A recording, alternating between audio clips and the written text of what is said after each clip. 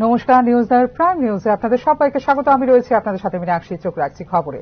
2026 বিধানসভা নির্বাচনে এআইএডিএমকে ও অন্যান্য সহযোগী দলের সঙ্গে জোট বেঁধে লড়বে বিজেপি। শুক্রবার সাংবাদিক সম্মেলনে ঘোষণা দেন স্বরাষ্ট্রমন্ত্রী অমিত শাহ। লোকসভার আগে প্রবল দুঃসাহস নিয়ে তামিলনাড়ুতে একা লড়েছিল বিজেপি। আন্নামালাইকে মাঝি করে কাবেরী নদী পার হওয়ার চেষ্টা করলেও ডিএমকে ঝড়ে অকালে ডুবেছে সেই নৌকা। এই পরিস্থিতিতে আর ঝুঁকি নিতে নারাজ গেরুয়া শিবির। 2026 বিধানসভা নির্বাচনের আগে এবার এআইএডিএমকে এর সঙ্গে ফের জোট বাঁধল বিজেপি। শুধু তাই নয়, আন্নামালাইকে সরিয়ে তামিলনাড়ুতে এনডিএ জোটের দায়িত্ব দেওয়া হলো এআইএডিএমকে নেতা পালানিস্বামীকে। শুক্রবার একদিনের সফরে তামিলনাড়ু গিয়েছেন কেন্দ্রীয় স্বরাষ্ট্রমন্ত্রী অমিত শাহ। অনুমান করাই হচ্ছিল এই সফরে তামিলনাড়ুর বড়সড় বদল করা যেতে পারে বিজেপি নেতৃত্বে। সেই সম্ভাবনাতে শিলমোহর দিয়ে এআইএডিএমকে এর সঙ্গে যৌথ সাংবাদিক বৈঠক করেন অমিত শাহ। সেখানেই ঘোষণা করেন আসন্ন 2026 বিধানসভা নির্বাচনে এআইএডিএমকে ও অন্যান্য সহযোগী দলের সঙ্গে জোট বেঁধে লড়বে বিজেপি। জাতীয় স্তরে এই নির্বাচন লড়া হবে প্রধানমন্ত্রী নরেন্দ্র মোদীর নেতৃত্বে এবং রাজ্য স্তরে এই লড়াই লড়া হবে এআইএডিএমকে নেতাকে পালানিস্বামীর নেতৃত্বে। দীর্ঘদিন পর পুরনো সঙ্গীর সঙ্গে ফের এই জোটের নেপথ্যে কি কোনো শর্ত রয়েছে? এই প্রশ্নের উত্তরে ডিএমকে দলকে ক্ষমতাচ্যুত করতে নিঃশর্তভাবেই এই জোট সম্পন্ন হয়েছে বলে জানিয়েছেন অমিত শাহ। 1998 সালে জয়ললিতা মুখ্যমন্ত্রী থাকাকালীন এআইএডিএমকে দলের সঙ্গে জোট বেঁধেছিল ভারতীয় জনতা পার্টি। সেই সময় থেকে এনডিএ শরিক ছিল জয়ললিতার দল। তবে দীর্ঘ বছরের এই সম্পর্কে দাঁড়ি পড়ে 2024 লোকসভা নির্বাচনের আগে। 2021 বিধানসভা নির্বাচনে ব্যর্থ হওয়ার পর 2023 সালের সেপ্টেম্বর মাসে বিজেপির সঙ্গে জোটে ভাঙন ধরে এআইএডিএমকে। তবে একদিকে যখন তামিল ভূমে ডিএমকে নেতৃত্বে হিন্দি বিরোধী হাওয়া প্রবল হতে শুরু করেছে, সেখানে বিধানসভা ভোটে একা লড়াই যে আত্মহত্যার সামিল তা বেশ বুঝতে পারছে বিজেপি ও এআইএডিএমকে। এই পরিস্থিতিতে স্ট্যালিনের দলকে টক্কর দিতে সম্প্রতি দিল্লি গিয়ে অমিত শাহের সঙ্গে সাক্ষাৎ করেন পালানিস্বামী। এরপরে শুক্রবার তামিলনাড়ু সফরে এসে একত্রে ভোট বৈতরণী পারের সিদ্ধান্ত নিল এআইএডিএমকে ও BJP. Bureau report, news now. Communist এবং কংগ্রেস অবলুপ্তির পথে। সাম্প্রতিক নির্বাচনগুলিতেই তা প্রমাণিত হয়েছে। এক্ষেত্রে মানুষ আস্থা রাখছেন বিজেপি সরকারের ওপর। কল্যাণপুরে বিভিন্ন উন্নয়নমূলক প্রকল্পের উদ্বোধনে এমনটাই উল্লেখ করলেন মুখ্যমন্ত্রী ডাক্তার মানিক সাহা। একের পর এক নির্বাচনে ধরাশায়ী হয়ে অবলুপ্তির পথে কমিউনিস্ট এবং কংগ্রেস। এই ক্ষেত্রে বিজেপি সরকারের উপর আস্থা রাখছেন সাধারণ মানুষ। শুক্রবার কল্যাণপুরে বিভিন্ন উন্নয়নমূলক প্রকল্পের আনুষ্ঠানিক উদ্বোধন করতে গিয়ে এমনটাই জানিয়েছেন মুখ্যমন্ত্রী ডাক্তার মানিক সাহা। মিতালি ভেবেছিল মানুষ আবার সেই মিতালির জুড়ে চলে আসবে, কিন্তু মানুষ তাদেরকে পরিত্যাগ করেছে, আবার আমাদের সরকারকে এখানে প্রতিষ্ঠিত করেছে। আপনারা দেখতে পেয়েছেন ভারতবর্ষে এখন যতগুলো নির্বাচন হচ্ছে, সব নির্বাচনে একের পরে এই তথাকথিত কমিউনিস্ট এবং কংগ্রেস আস্তে আস্তে অবলুপ্তির পথে। এবার আমরা দেখলাম যে 100 ক্রস করেনি এমপির ইলেকশনে, মেম্বার অফ পার্লামেন্টে 100 ক্রস করতে পারেনি। আর ওনারা স্বপ্ন দেখছিলেন যে এবার ওনারা ক্ষমতায় চলে আসবে। আর কমিউনিস্টদের কথা বলেতে লাভই নেই, ওরা নোটার সাথে কম্পিটিশন করছে এখন। তো সেই জায়গায় দাঁড়িয়ে এখন আমরা এটা কিন্তু এরকম না, আমরা পরীক্ষা দিচ্ছি। সারা বছর যে আমরা কাজ করি, যখন পরীক্ষা দিতে যাই, পরীক্ষার রেজাল্ট থেকে বোঝা যায় মানুষ আমাদের উপর কতটুকু আস্থা আছে। লাস্ট যে আমাদের দিল্লিতে ইলেকশন হলো, সেই ইলেকশনে আপনারা দেখেছেন প্রায় 27 বছর পর আবার দিল্লিতে বিজেপি সরকার আবার সেখানে এসেছে। একের পর এক আপনারা দেখছেন মানুষের মধ্যে বিভেদ সৃষ্টি করে ফন্দি করে রাজনীতি করছে সিপিআইএম কংগ্রেস। প্রকাশ্যে এবার হাত মিলিয়েছেন তারা। 2-3 জন লোকের স্বার্থ রক্ষার উদ্দেশ্যে এই মিতালি বলে এদিন জানিয়েছেন মুখ্যমন্ত্রী। আমাদের মধ্যে একটা বিভেদ সৃষ্টি করে এতদিন ধরে যারা রাজনীতি করে এসছে, যাদের রাজনীতির ব্যবসা এতদিন ধরে আমরা দেখেছি, সেই ব্যবসা ওনারা করেছেন। কিন্তু বিপদ, ওনাদের অস্তিত্বের সংকট, তো নানাভাবে চেষ্টা করে, নানাভাবে বিভিন্ন ফন্দি মাঝে মাঝে ওনারা তৈরি করেন। কিন্তু সেগুলো মানুষ সেগুলোকে গ্রহণ করে না। খুব চিন্তায় পড়ে গেছেন কি হবে আগামী দিন। তো বাধ্য হয়ে একজন আরেকজনের কাঁধে ভর করে এখন চেষ্টা করছে আগামী দিন কি করা যাবে। আমরা 1977-78 এর ঘটনা যদি আমরা জানি, সেখানে একই অবস্থা। সেই থেকে শুরু হয়েছে তাদের মধ্যে মিতালি। আগে আন্ডার টেবিল ছিল, লুকিয়ে লুকিয়ে। এবার যেটা আমরা দেখলাম 2023-এ একটা অস্থিরতা তৈরি করার জন্য ওনারা একদম ওপেন, ওনারা একজন আরেকজনের সাথে হাত মিলিয়েছে। এবং সেই হাত যে মিলিয়েছে নিজেদের 2-3 জন লোকের তাদের ভেস্টেড ইন্টারেস্টের কারণে এই কাজটা করেছে। আমি বিধানসভার মধ্যে ওনাদেরকে আমি জিজ্ঞেস করেছিলাম, যারা এতদিন ধরে আপনাদের যে খুন সন্ত্রাস করেছে তাদের সাথে আপনারা হাত মিলিয়েছেন, উপরে গিয়ে কি জবাব দেবেন? মাথা হেড করে নিচে বসেছিল, ওরা উত্তর দিতে পারেনি। রাজ্য সরকার ইতিবাচক মানসিকতা নিয়ে কাজ করছে, জনজাতিদের উন্নয়নে গুরুত্ব দিয়ে কাজ করছে বর্তমান সরকার। প্রধানমন্ত্রী নরেন্দ্র মোদীও জনজাতিদের উন্নয়নে বিভিন্ন উদ্যোগ গ্রহণ করেছেন বলে এদিন উল্লেখ করেন মুখ্যমন্ত্রী ডাক্তার মানিক সাহা। এবারের বাজেটে মুখ্যমন্ত্রী শস্য শ্যামলা যোজনা নামক একটি নতুন প্রকল্প গ্রহণ করা হয়েছে। উচ্চ ফলনশীল শস্যের উৎপাদনে সহায়ক হবে এই প্রকল্প। এই প্রকল্পে ব্যয় হবে 5 কোটি টাকা। রাজ্যের চিফ মিনিস্টার রাবার মিশনের আওতায় 20,745 হেক্টর জমিতে রাবার চাষ করা হবে। 10টি রাবার প্রক্রিয়াকরণ কেন্দ্র নির্মাণ করা হবে। 3টি 100 শয্যা বিশিষ্ট জনজাতি হোস্টেল নির্মাণ করা হবে এবং 7টি 50 শয্যা বিশিষ্ট জনজাতি হোস্টেল নতুনভাবে স্থাপন করা হবে বলে এদিন জানিয়েছেন মুখ্যমন্ত্রী ডাক্তার মানিক সাহা। মুখ্যমন্ত্রী বালিকা সমৃদ্ধি যোজনা নামক একটি যোজনা চালু করা হয়েছে বলেও জানান। এই প্রকল্পে ত্রিপুরায় স্থায়ীভাবে বসবাসকারী অন্তোদয় পরিবারভুক্ত প্রতিটি কন্যা সন্তানের জন্য বিনিয়োগ করা হবে 50,000 টাকা। 18 বছর বয়স হলে সেই টাকা তোলা যাবে নগদে। চলতি অর্থ বছরে রাজ্যের প্রতিটি মহকুমায় বিজ্ঞান ও ইংরেজি বিষয়ের উপর কোচিং সেন্টার চালু করা হবে। এই কোচিং সেন্টারে একাদশ ও দ্বাদশ শ্রেণীর 100 জন করে শিক্ষার্থী কোচিং নিতে পারবে। রাজ্যে নতুন 3টি ডিগ্রি কলেজ স্থাপন করা হবে। নির্মাণ করা হবে 100 শয্যার একটি সুপার স্পেশালিটি চক্ষু হাসপাতাল বলে এদিন জানিয়েছেন মুখ্যমন্ত্রী ডাক্তার মানিক সাহা। আগে 4,000-এর কাছাকাছি ছিল স্বসহায়ক দল, যা বর্তমানে প্রায় 56,000। তাদের রিভলভিং ফান্ড দেওয়া হচ্ছে। রাজ্যের মাথাপিছু গড় আয়ও আগের চেয়ে অনেক বেড়েছে বলে এদিন কল্যাণপুরে আয়োজিত অনুষ্ঠানে জানিয়েছেন মুখ্যমন্ত্রী doctor Manik Saha. Bureau report, news now. 10,323 চাকরিচ্যুত শিক্ষকদের ঘাটতি পূরণ করা হবে। এখনো পর্যন্ত 17,000 চাকরি দিয়েছে রাজ্য সরকার। আগামী দিনে দেওয়া হবে আরও চাকরি। শুক্রবার তেলিয়ামুড়ায় বিভিন্ন প্রকল্পের উদ্বোধনে এমনটাই জানালেন মুখ্যমন্ত্রী ডাক্তার মানিক সাহা। শিক্ষা ব্যবস্থাকে ঢেলে সাজাতে শিক্ষক এবং শিক্ষাকর্মী নিয়োগে গুরুত্ব দেওয়া হচ্ছে বলে শুক্রবার জানিয়েছেন মুখ্যমন্ত্রী ডাক্তার মানিক সাহা। এক্ষেত্রে 10,323 চাকরিচ্যুত শিক্ষকদের ঘাটতি পূরণ করা হবে। এখনো পর্যন্ত 17,000 চাকরি দিয়েছে রাজ্য সরকার। আগামী দিনে দেওয়া হবে আরও চাকরি। শুক্রবার তেলিয়ামুড়ায় বিভিন্ন প্রকল্পের উদ্বোধন করে এমনটাই জানালেন মুখ্যমন্ত্রী ডাক্তার মানিক সাহা। স্কুলের ভিতরের যে চেহারা সেটাও আমরা পাল্টিয়ে দেওয়ার চেষ্টা করছি। গুণগত মানের শিক্ষা ব্যবস্থা যাতে পায় আমাদের ছেলেমেয়েরা, তার দিকেও আমরা নজর রাখছি। আমরা জানি যে 10,323-এর ঘটনা আমরা জানি, শিক্ষকের একটু সমস্যা হচ্ছে, কিন্তু আমরা যত সম্ভব আমরা চেষ্টা করছি যাতে গ্যাপটা আরো তাড়াতাড়ি ফিল আপ হয়। এবং ভালো ভালো টিচাররা এখন আসছে। আমাদের টিচার্স রিক্রুটমেন্ট এর বোর্ডের মাধ্যমে প্রচুর টিচার্স আমাদের রিক্রুটমেন্ট হচ্ছে। অনেকে বলে চাকরি নেই, চাকরি নেই। আমাদের এই সরকার আসার পর আজকে 7 বছর পর আমরা বলতে পারি এখানে সরকারি চাকরি এখন পর্যন্ত প্রায় 16 থেকে 17,000 আমরা সরকারি চাকরি দিয়েছি। তাছাড়াও অন্যান্য যেসব চাকরি, এই বিষয়ে আমরা বারবার আমরা বিধানসভায় বলি, বিভিন্ন সভায়ও বলি।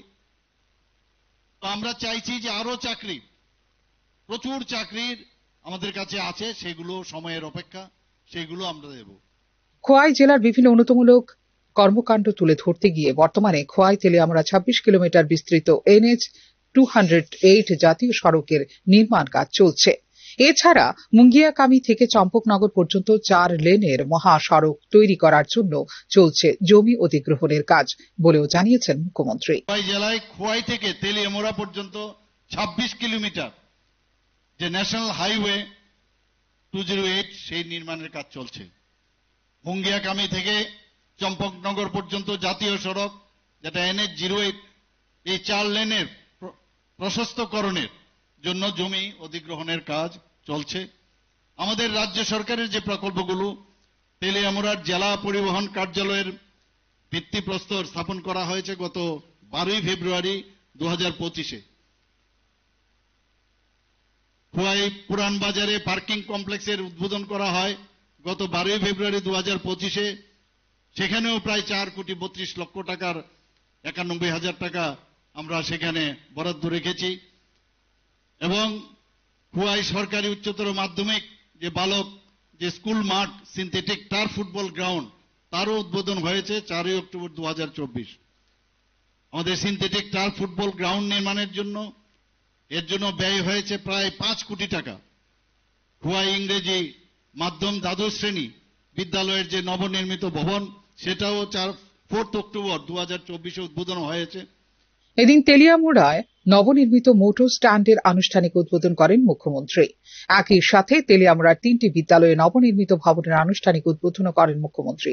এই 3টি বিদ্যালয় হল তেলিয়ামুড়া ইংরেজি মাধ্যম উচ্চতর মাধ্যমিক বিদ্যালয়, কবি নজরুল বিদ্যা ভবন এবং মুঙ্গিয়াবাড়ি উচ্চতর মাধ্যমিক বিদ্যালয়। এদিন ভার্চুয়াল মোডে বিদ্যালয়গুলো নতুন ভবনের উদ্বোধন করেন মুখ্যমন্ত্রী doctor Manik Saha. Bureau report, news now. ভূমিকম্পে কেঁপে উঠল ত্রিপুরা। শুক্রবার বিকেল 4:52:56 ভূমিকম্পে রিক্টার স্কেলে 4.0 রেকর্ড করা হয়েছে ভূমিকম্পের তীব্রতা। তবে ভূমিকম্প অনুভূত হলেও মেলেনি ক্ষয়ক্ষতির কোনো খবর। বাংলাদেশের 24.05 অক্ষাংশ এবং 91.37 দ্রাঘিমাংশে ভূপৃষ্ঠ থেকে 10 কিলোমিটার গভীরে ছিল ওই ভূমিকম্পের উৎপত্তিস্থল বলে জানিয়েছে আবহাওয়া দপ্তর। ভূমিকম্পে রামগঞ্জ উপজেলা ছাড়াও চট্টগ্রাম, রাজশাহী, সিলেট, রংপুর সহ বিভিন্ন স্থানে কম্পন অনুভব হয়েছে বাংলাদেশে। তাছাড়াও ত্রিপুরা সহ মিজোরাম ও মেঘালয়ের কিছু এলাকায় অনুভূত হয়েছে কম্পন। উল্লেখ করা যেতে পারে ভূমিকম্প প্রবণ রাজ্য হিসেবে জোন 5-এ রয়েছে ত্রিপুরা।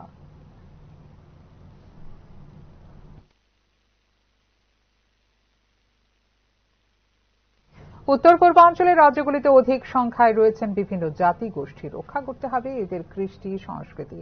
কোন প্ররোচনায় যেন পা না দিতে পারে এই অঞ্চলের যুবকরা লক্ষ্য রাখতে হবে সেই দিকেও। উত্তর পূর্ব ভারত 2030 এবং তার বাইরে শীর্ষক সিম্পোজিয়ামের উদ্বোধনে আমন্ত্রণে উল্লেখ করেন ত্রিপুরা রাজ্যপাল ইন্দ্রসেনা রেড্ডি নালদু। দেশের শান্তি নষ্ট করতে উদ্যত রয়েছে কয়েকটি প্রতিবেশী রাষ্ট্র বলে ওই দিনের অনুষ্ঠানে জানিয়েছেন রাজ্যপাল ইন্দ্রসেনা রেড্ডি নালদু। আসাম রাইফেলস উদ্যোগে আয়োজিত হয় এদিনের অনুষ্ঠানটি।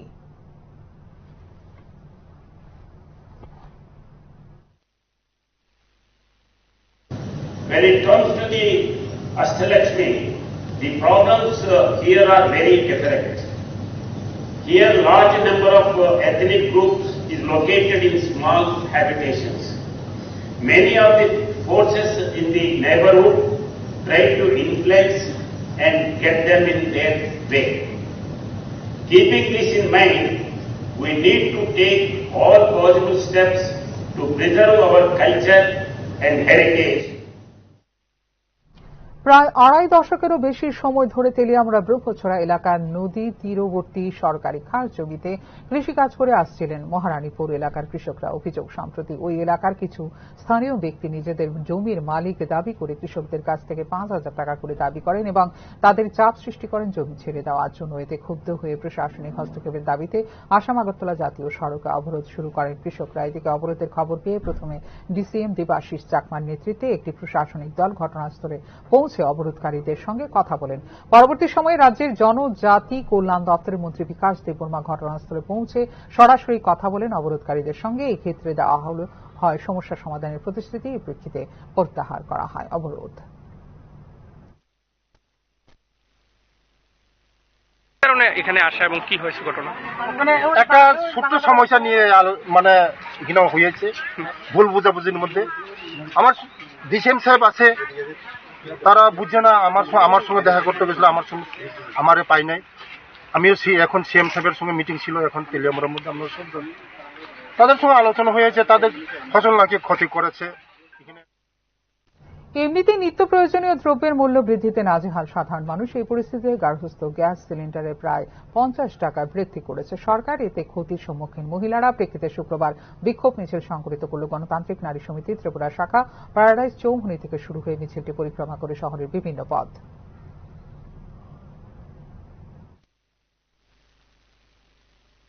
দাম কমাতে হবে, এই মূল্য বৃদ্ধি প্রতিদিন চলবে না।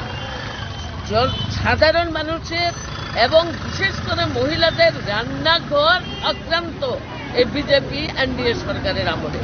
তার প্রতিবাদে আমরা রাস্তায় নেমেছি। প্রতিটি মানুষকে আমরা আহ্বান করব তার বিরুদ্ধে গর্জে ওঠার জন্য এবং প্রতিবাদ করার। আমলাদের পুনর্নিয়োগে গোটা দেশে নজির স্থাপন করতে চলেছে ত্রিপুরা। নিজস্ব নীতি লঙ্ঘন করে এখনো পর্যন্ত 40 জন আমলাকে চাকুরিতে পুনর্নিয়োগ করেছে রাজ্যের বিজেপি সরকার। একজন আমলা পাচ্ছেন 4 বার পুনর্নিযুক্তিও। স্বাভাবিক কারণে এক্ষেত্রে তীব্র ক্ষোভ বিরাজ করছে সংশ্লিষ্ট মহলে। জাতীয় পর্যায়ে বারবার নতুন প্রতিভাদের পদোন্নতি, আমলাতন্ত্র নিরুৎসাহিত করা এবং সরকারি চাকুরিতে তরুণ প্রার্থীদের জন্য জায়গা তৈরির প্রয়োজনীয়তার উপর জোর দিয়েছে ভারতীয় জনতা পার্টি। এক্ষেত্রে সম্পূর্ণ বিপরীত আচরণ ত্রিপুরা সরকারের। 2018 সাল থেকে পুনর্নিয়োগের এই প্রবণতা কেবল বিজেপির নীতিগত অবস্থানেরই বিপরীত না, বরং পক্ষপাতিত্ব এবং ক্যাডার পদোন্নতির ক্ষেত্রে পদ্ধতিগত বিলম্বের নমুনাও স্পষ্ট করেছে খোদ রাজ্য সরকারই। 2018 সাল থেকে রাজ্যে পুনর্নিয়োগ এবং অবসরপ্রাপ্ত সিনিয়র অফিসারদের নির্বাচিত গোষ্ঠীকে বারবার চাকুরির মেয়াদ বৃদ্ধির একটি ধরন দেখা গেছে, যা নিয়ে প্রশ্ন তুলছেন শিক্ষিত বেকাররা। শুধু তাই নয়, পদোন্নতির অপেক্ষায় থাকা জুনিয়র অফিসারদের মধ্যে এ নিয়ে দেখা দিয়েছে অসন্তোষ। নিজস্ব নীতি লঙ্ঘন করে এখনো পর্যন্ত 40 জন আইএএস, আইএফএস এবং টিসিএস অফিসারদের অবসর পরবর্তী পুনর্নিয়োগ এবং চাকুরির মেয়াদ বৃদ্ধি করেছে বিজেপি নেতৃত্বাধীন রাজ্য সরকার। ক্রমবর্ধমান বেকারত্ব এবং নতুন নিয়োগের স্থবিরতার পরিস্থিতিতে রাজ্য সরকারের এই ধরনের সিদ্ধান্তের তীব্র প্রতিবাদ করছে বিভিন্ন মহল। 2018 সালে ক্ষমতায় আসার আগে পুনর্নিয়োগ প্রথার তীব্র বিরোধিতা করেছিলেন বিজেপি নেতৃত্ব। এটিকে ক্ষমতার অপব্যবহার এবং যুব কর্মসংস্থানের ক্ষেত্রে বাধা বলে অভিহিত করেছিলেন বিজেপির নেতারা। প্রতি বছর 50,000 বেকার যুবককে নতুন নিয়োগ এবং চুক্তিভিত্তিক কর্মীদের চাকুরি নিয়মিতকরণ এবং জুনিয়রদের পদোন্নতির ক্ষেত্রে অগ্রাধিকার দেওয়ার প্রতিশ্রুতি দিয়েছিল বিজেপি। তবে নির্বাচনের আগেই দেওয়া এই প্রতিশ্রুতি কেন পূরণ করতে পারছে না বিজেপি সরকার, তা নিয়ে উঠছে প্রশ্ন। অবসর পরবর্তী নিয়োগের জন্য কোন নার্স, প্যারামেডিক্যাল কর্মী, অধ্যাপক, প্রকৌশলী, অডিট পেশাদার, স্কুল বা কলেজ শিক্ষক, বিচার বিভাগীয় ও পুলিশ কর্মকর্তাদের বিবেচনা করেনি রাজ্য সরকার। অথচ পর্যায়ক্রমে 40 জন আমলাকে পুনর্নিযুক্তি দিয়ে দিল রাজ্য সরকার। নীতিগত এই বিচ্যুতির কারণে যোগ্য ব্যক্তিদের কেরিয়ারের অগ্রগতি বাধাপ্রাপ্ত হচ্ছে। অন্যদিকে চাকুরির সুযোগের জন্য লড়াই চালিয়ে বর্তমানে হতাশার শিকার হয়ে পড়ছেন ত্রিপুরার হাজার হাজার যোগ্য যুবক। রাজ্য প্রশাসনে অপূর্ব রায়ের মতো এমন আমলারা রয়েছেন যারা পরপর 4 বার পেয়েছেন পুনর্নিযুক্তি, যেখানে দিনরাত প্রস্তুতি নিয়ে অপেক্ষা করছে একটি সরকারি শূন্যপদ নিয়োগের প্রত্যাশায়। সেখানে অবসরপ্রাপ্তদের চাকুরিতে পুনর্নিয়োগের রাজ্য সরকারের এই ধরনের সিদ্ধান্তে হতাশ রাজ্যের শিক্ষিত বেকাররা। বিজেপি নেতৃত্বাধীন কোন রাজ্যে এই ধরনের ব্যাপক পুনর্নিয়োগ মডেল অনুসরণ করছে না বলে মনে করেন সংশ্লিষ্ট তথ্যবিজ্ঞ মহল। অবসর গ্রহণকে তরুণ কর্মকর্তাদের নিয়োগ এবং প্রশাসনিক সংস্কার বাস্তবায়নের সুযোগ হিসেবে দেখা হয় বেশিরভাগ রাজ্যে। এই ক্ষেত্রে ত্রিপুরা কেন হাঁটছে বিপরীত দিকে, তা নিয়ে প্রশ্ন তুলছেন শিক্ষিত বেকাররা। রাজ্য কেন তার ঘোষিত নীতি থেকে বিচ্যুত হচ্ছে? পুনর্নিযুক্তির জন্য কর্মকর্তাদের নির্বাচনের জন্য কোন মানদণ্ড ব্যবহার করা হয়? কেন সর্বোচ্চ যুব বেকারত্বের হারের একটি রাজ্যে নতুন নিয়োগকে অগ্রাধিকার দেওয়া হচ্ছে না? প্রশ্ন উঠছে এই বিষয়গুলিতেও। পুনর্নিযুক্তি এবং চাকুরির মেয়াদ বৃদ্ধির উপর অতিরিক্ত নির্ভরতা, প্রশাসনিক ন্যায্যতা, যুব ক্ষমতায়ন এবং স্বচ্ছতার নীতির পরিপন্থী বলে মনে করেন বিশ্লেষক মহল। ব্যুরো রিপোর্ট, নিউজ নাও। রাজ্যে মূলত খোয়াই, ধলাই এবং গোমতী জেলা জুড়ে রয়েছে 40টি হাতির আবাসস্থল। এক্ষেত্রে মানুষ ও হাতির সংঘাত রোধে বহুমুখী কৌশল গ্রহণ করেছে রাজ্য সরকার। মানুষ হাতি দ্বন্দ্ব নিরসনের জন্য বিভিন্ন পদক্ষেপ গ্রহণ করেছে রাজ্য সরকার। বিশেষ করে খোয়াই জেলার 18 মোড়া পাহাড়ের পাদদেশে মানুষ হাতি সংঘর্ষ হচ্ছে প্রতিনিয়ত। মানুষ হাতি দ্বন্দ্ব নিরসনে গৃহীত পদক্ষেপগুলির মধ্যে রয়েছে কঙ্গো নেপিয়ারের বাগান স্থাপন এবং হাতির রেডিও কলারিং বাস্তবায়ন। উল্লেখ করা যেতে পারে, সাম্প্রতিক বছরগুলিতে হাতির আক্রমণে উল্লেখযোগ্য ক্ষতি হয়েছে মুঙ্গিয়াকামি এবং কল্যাণপুর গ্রামীণ ব্লকের গ্রামগুলিতে। শুধু তাই নয়, 18 মোড়ার রেঞ্জে রেল লাইনের কাছে একটি হাতির মৃতদেহ পাওয়া গেছে, যেখানে হাতিটির দাঁত কেটে নিয়েছে চোরা শিকারীরা। রাজ্য সরকারের দেওয়া তথ্য অনুসারে 40টি হাতির বাস রয়েছে মূলত খোয়াই, ধলাই এবং গোমতী জেলা জুড়ে। এই ক্ষেত্রে বনবাসী এবং পার্শ্ববর্তী বনাঞ্চলের বাসিন্দাদের জন্য দ্বন্দ্ব কমাতে সচেতনতামূলক কর্মসূচি চালু করেছে রাজ্য সরকার। এক্ষেত্রে গ্রামবাসীদের মধ্যে ধ্বংস প্রতিরোধী কিট বিতরণ এবং বন্যপ্রাণী স্বেচ্ছাসেবকদের মৌসুমী পোশাক এবং ইউনিফর্ম বিতরণ শুরু করেছে রাজ্য সরকার। হাতির সংঘাত প্রশমন সম্পর্কে এডিএস স্কোয়াড, গ্রামবাসী এবং বন কর্মকর্তাদের জন্য প্রশিক্ষণ অধিবেশনও পরিচালনা করছে রাজ্য সরকারের বন দপ্তর। বন্যপ্রাণীর আবাসস্থলে লবণাত্মক স্থান এবং জলাশয় নির্মাণের পাশাপাশি নজরদারির জন্য বিভিন্ন স্থানে গোপন আইআর ক্যামেরা স্থাপন করেছে রাজ্য সরকার। হাতির চোরা শিকার এলাকার নির্বাচিত স্থানে অ্যানাইডারও স্থাপন করেছে রাজ্য সরকার। Bureau report, news now. প্রায় 1 বছর সমানে কৃষক আন্দোলনের ফলে কৃষি আইন প্রত্যাহার করলেও ওই ক্ষেত্রে কৃষকদের জন্য সহায়ক মূল্য স্বীকার করছে না রাজ্য সরকার। এক্ষেত্রে সরকার স্বীকার করছে না কৃষকের ফসল ফলানোর অধিকারও। সারা ভারত কৃষক সভার প্রতিষ্ঠা দিবসে এমনটাই জানিয়েছেন সারা ভারত সভার ত্রিপুরা রাজ্য কমিটি। শুধু তাই নয়, কৃষকের জমি এবং ফসল বাঁকা পথে কর্পোরেটের হাতে তুলে দেওয়ার চেষ্টা করছে কেন্দ্রীয় সরকার বলে ওই দিন অভিযোগ করে সারা ভারত কৃষক সভা। 1 বছর পৃথিবীর ইতিহাসে বৃহত্তম কৃষক সংগ্রাম, 3 কৃষি আইন বাতিলের দাবিতে কৃষকরাই মোদীকে কৃষকদের কাছে মাথা নত করতে বাধ্য করিয়ে এই আইন বাতিল করেছিল। কিন্তু এখনো কৃষকদের ফসলের সহায়ক মূল্য, এই অধিকার মোদী সরকার স্বীকার করছে না। কৃষকদের ফসল করার যে অধিকার, এটা স্বীকার করছে না। এই মুহূর্তে নিয়ে নিচ্ছে ছোট্ট বিজ্ঞাপন বিরতি। বিরতির পর ফিরে আসবো অন্যান্য খবরের সঙ্গে থাকবেন। আপনি দেখছেন নিউজ নাও, আমরা জানি কোনটা খবর। প্রথম আলো এলো শুদ্ধ সকাল, শুদ্ধ সলিলে আজ বাজালো ত্রিতাল, মন্দিরে শুদ্ধ পূজার ধ্বনি, অগ্নি শুদ্ধ হর সিঞ্জিনি, পরিণীতা নারী তুমি অনুপমা, শুদ্ধ সোনায় সাজো হে নিরুপমা। শুদ্ধতার স্বর্ণ মন্দির, কালিকা জুয়েলার্স, আগরতলা। একটু চেষ্টাতেই দুল লেগে যায় নববধূর কানে, একটু চেষ্টাতেই মানিয়ে নেওয়া যায় বিবাহিত জীবনে।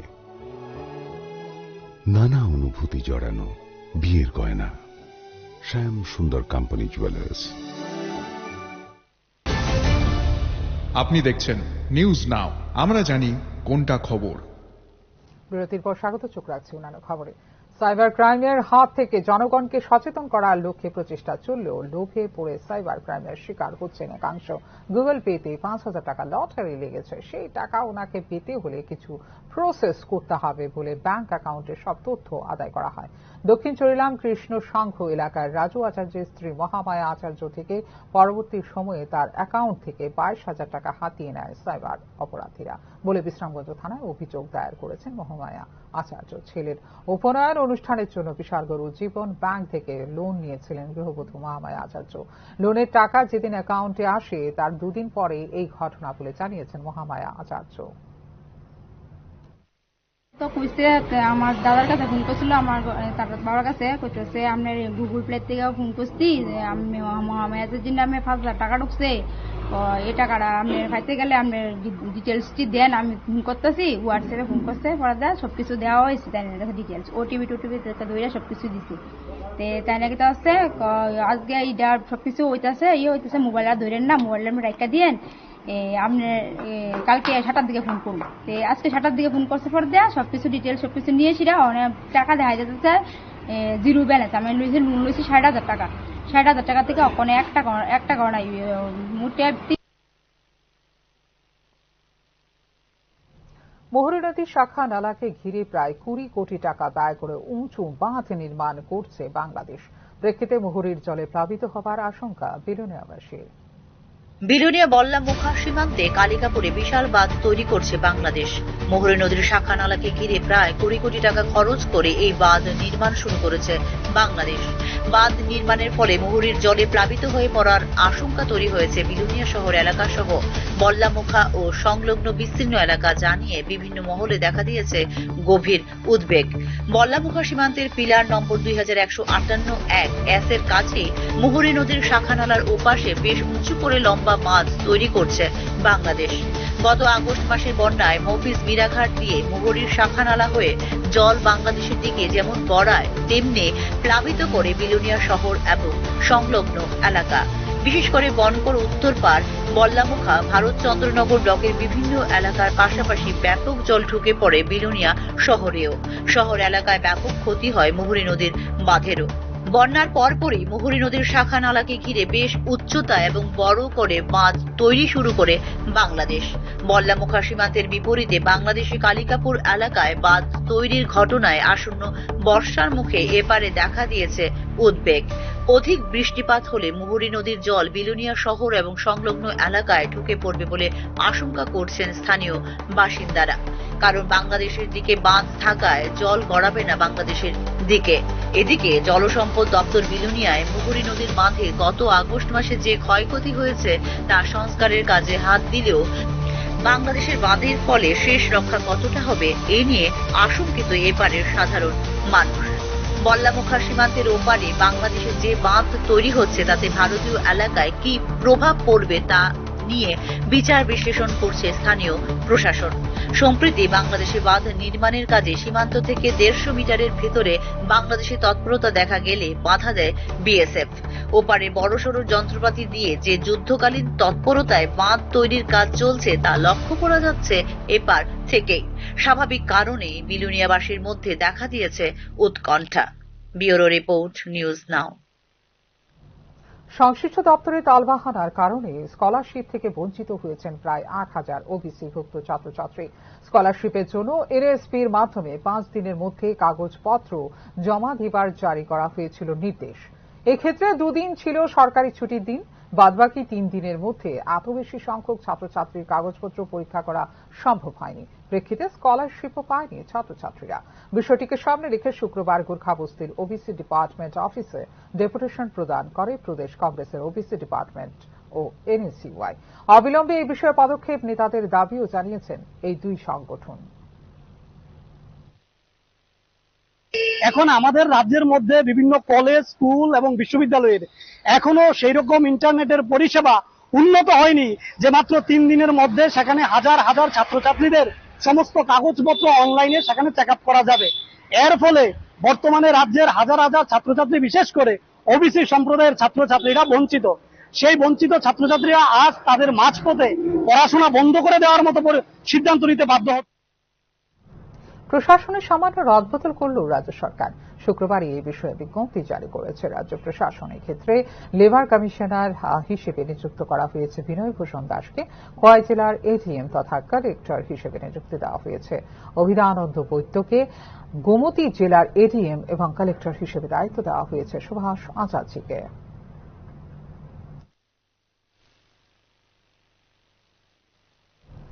এখনকার মতো এই মুহূর্তে সংবাদ এই পর্যন্ত। অন্যান্য আপডেটস দেখার জন্য অবশ্যই নজর রাখতে হবে নিউজ নাওর পর্দায়। নমস্কার, শুভরাত্রি।